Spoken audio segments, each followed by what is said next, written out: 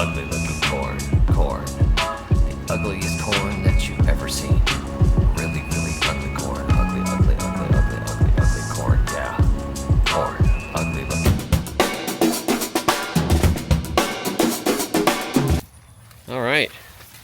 I'm in the corn. The Landrace corn. We did not treat this corn very well on purpose because we're breeding for survival, and I'm coming through and picking out the ones that are pretty brown and ready to come in before the squirrels get them or the rain makes them rot or whatever else. We have to do some successive picking of corn. The idea is you mix a whole bunch of genetics together from various heirlooms, let them all cross, let them get some hybrid vigor, and don't treat them very well. And hopefully you're making a corn that fends for itself. Now, this corn is not sweet corn. This is grain corn. We don't grow sweet corn. I haven't grown it in years. I grow the grain corn instead. It's a pretty nice looking one there. Because we want it for cornbread and for grits. This is a staple survival corn. This is the kind of corn you want to grow in a crisis, not, you know, Silver Queen or whatever else. You want to grow a grain corn because it is storable carbohydrates. So we grow grain corn, and it takes a little longer than sweet corn, but it is easier to grow actually, and it's a little tougher crop overall. Doesn't tend to rot in the ground, has more tolerance for variation. I'm gonna take that one. It's got a little green on it still, but I'd rather have it dry inside if I can help it. So we're trying to breed for survivability by not treating them very well, and we are also growing grain corn, which is more tolerant of various conditions than sweet corn, and of course fills you up better, and you don't have to store it by freezing it or whatever else. You just need to have a way to grind it. I think we should have brought another basket, or maybe a bigger one. There are quite a few ears left out here in the corn patch. They are maturing at different rates, but that's a pretty good start. And this was a very low maintenance corn patch. So we do not have the prettiest of corn now that we've taken them out of their husks. It looks like the yellow and the white dominated, with some wins by the purple, but almost all the other colors that we had mixed in have disappeared. I had reds in there and some dark orange and others, and it looks like they've pretty much disappeared, and the white and the yellow are dominant. And remember, this corn is not going to look pretty like the really big ears of corn from the Midwest or anything else, because these were bred for survival first.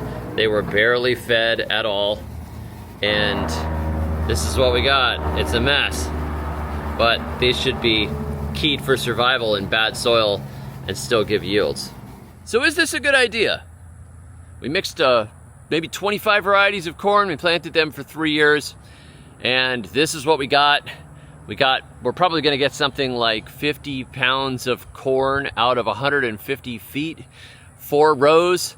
I don't think it's a particularly good yield, though what we're trying to do is a little different from what people are normally trying to do when they grow corn. Normally, I would have thrown out some chicken manure, or even if I was in a pinch, maybe throw some turf fertilizer or something out there to, like, we gotta juice up this horrible ground and see what kind of yields we can get. And we need to pack in as much yield as we can from the space. But it's a little bit different approach. We're trying to get corn that takes care of itself. And this still gave us a yield, even though it it's not a huge yield. I mean, maybe we'll get 50 pounds of corn from the entire space or something like that. If you were to plant something like sweet potatoes or even pumpkins or whatever, it would be a much higher yield. Pumpkins in particular do a really good job here. Now, I'm willing to give corn a bit of a pass because I really like grits and I really like cornbread, but still, this is going to have to perform better than that. Now, this is coming into its third year. The varieties seem to be starting to acclimate to each other. We got much better fill out on pollination this year than we did last time.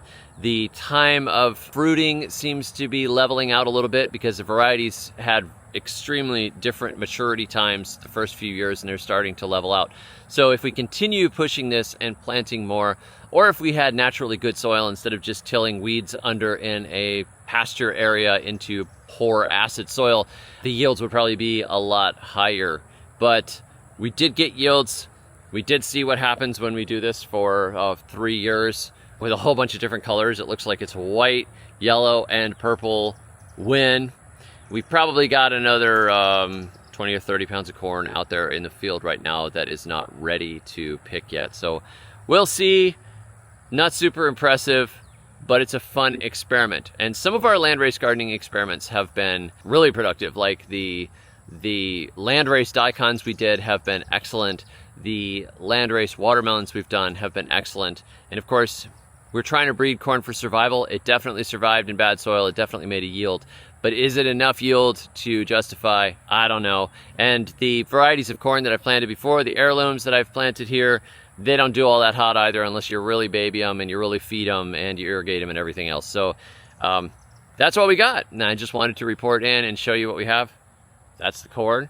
If you want to take part in this experiment and plant some of these seeds, I'm going to save some for next year, and then I will let my daughter sell some of them too. So if you want a corn that looks like it's adapted for survival here, not particularly productive in our poor soil because we didn't really feed it much of anything, just a little bit of cottonseed meal when we first put it in.